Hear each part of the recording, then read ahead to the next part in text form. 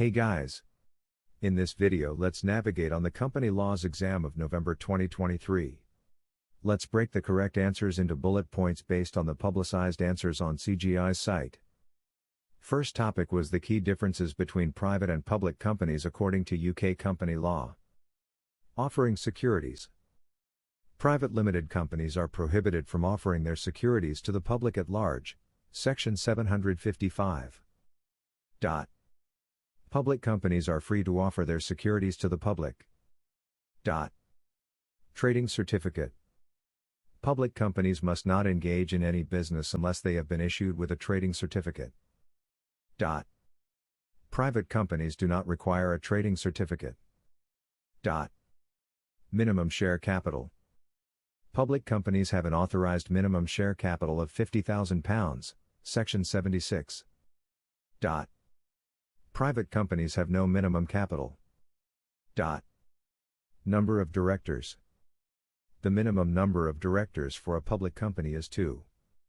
The minimum number of directors for a private company is 1. Company secretary. Public companies are required to appoint a company secretary. There is no such requirement for private companies unless the articles provide otherwise. Company name. Public companies must include PLC or Public Limited Company in their names. Private companies must include Limited or Limited in their names. Company classification. Public companies cannot be classified as microentity, small, or medium-sized.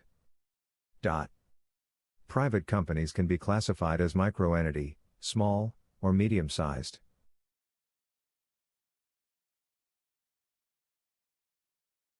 Ever heard of companies having a life of their own? It's not science fiction, it's corporate personality. Let's break it down. Imagine a company as a superhero. Birth. The moment a company is officially registered, incorporated, it becomes a separate legal entity, like a superhero getting their powers. This is its corporate personality. Secret identity. This superhero is separate from its shareholders and directors, like Clark Kent and Superman. This means the company can do things on its own, like own stuff. Just like a superhero's lair, a company can own assets.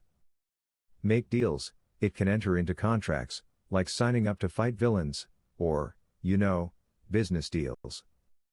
Sue or be sued. If someone wrongs the company, it can take them to court. And yes, it can be sued too if it breaks the rules. Living forever, almost. Companies can theoretically exist forever through something called perpetual succession. They're like superheroes who pass on their legacy. The case of Salomon v. Salomon & Co. Limited. Think of this as a landmark superhero origin story. This case established that a company is truly separate from its owners, even if one person owns most of it.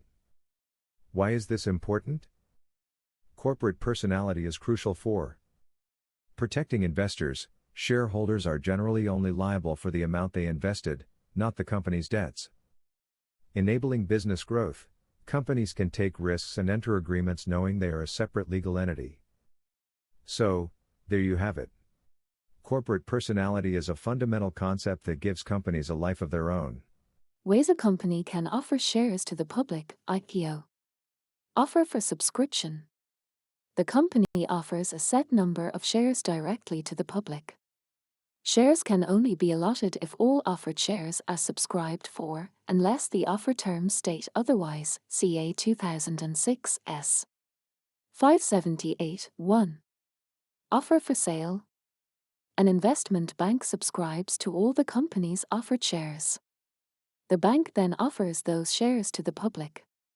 Placing. An investment bank places shares with selected investors, usually institutional investors, instead of the general public. Rights issue. Shares are offered to existing shareholders in proportion to their current shareholding.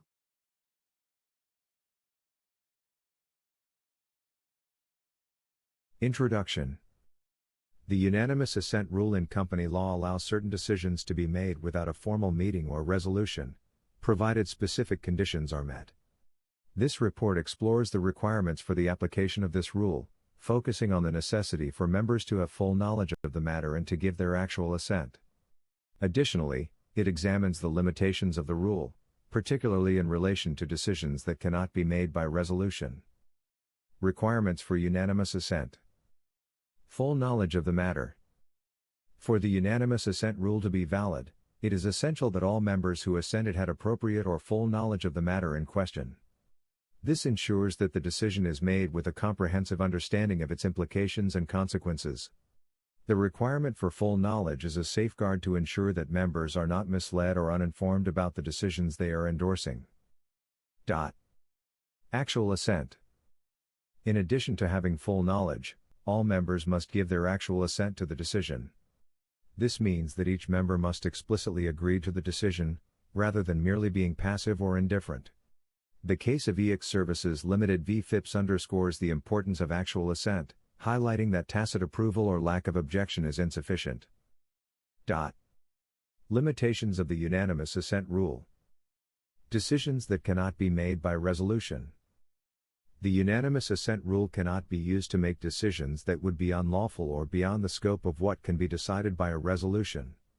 For instance, declaring an unlawful dividend is not permissible under this rule. The case of Secretary of State for Business, Innovation and Skills v. Doffman illustrates this limitation, emphasizing that the rule cannot be used to circumvent legal or procedural requirements. Conclusion. The unanimous assent rule in company law provides a mechanism for making decisions without formal meetings, but it is bound by strict requirements.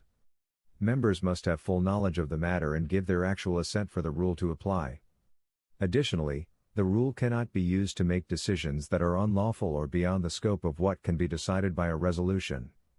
These safeguards ensure that the rule is applied fairly and within legal boundaries.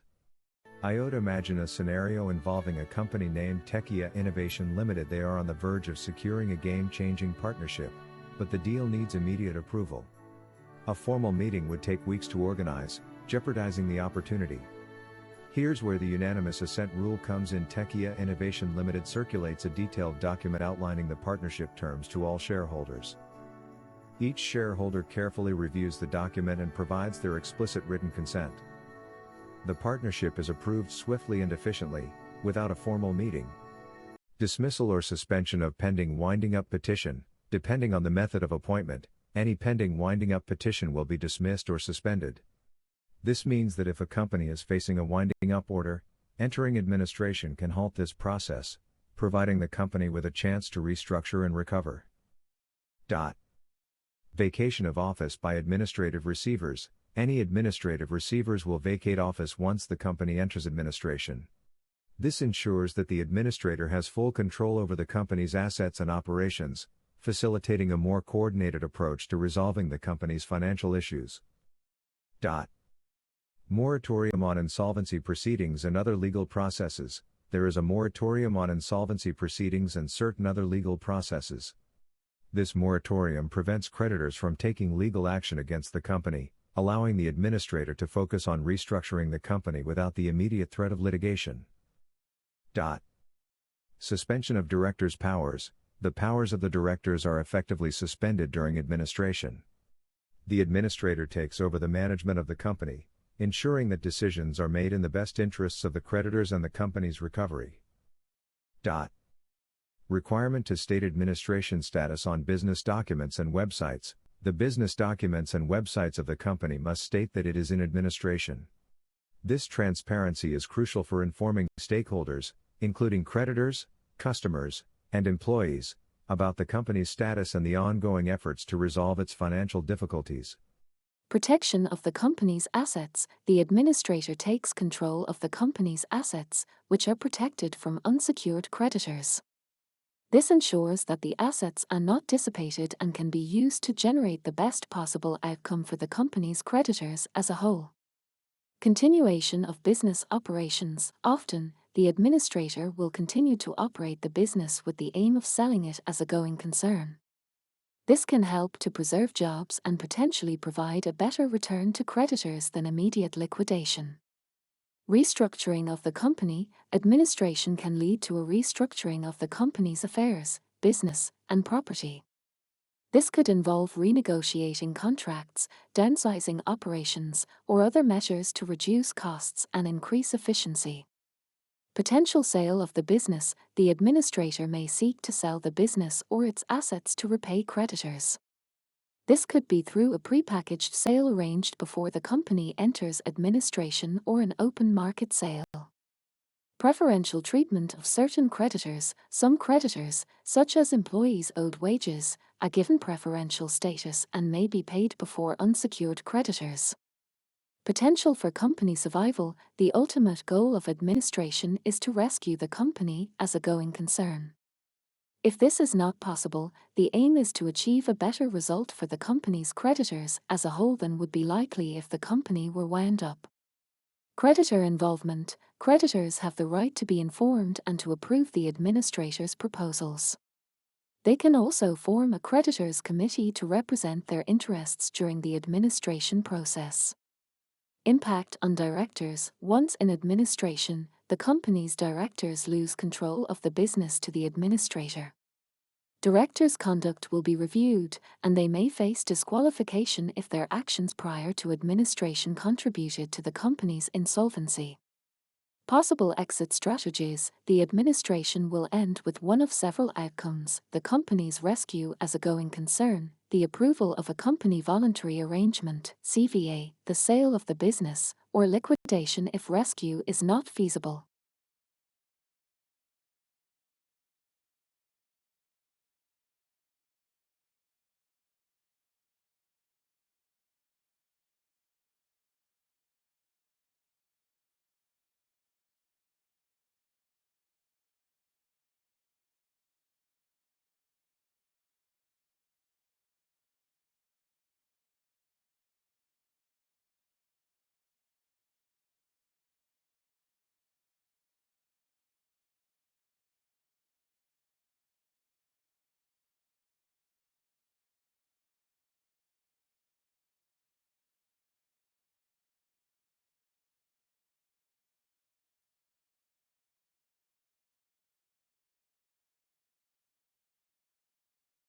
The image illustrates the scenario of Sunny Restaurant Ltd's contractual issues and director disputes.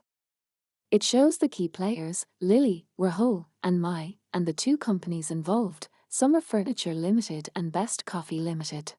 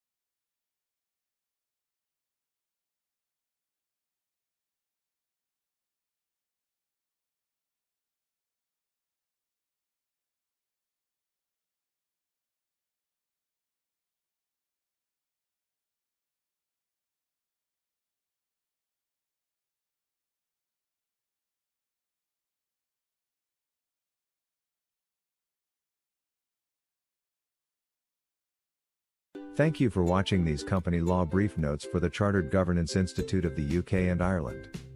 Don't forget to like, share and of course, subscribe.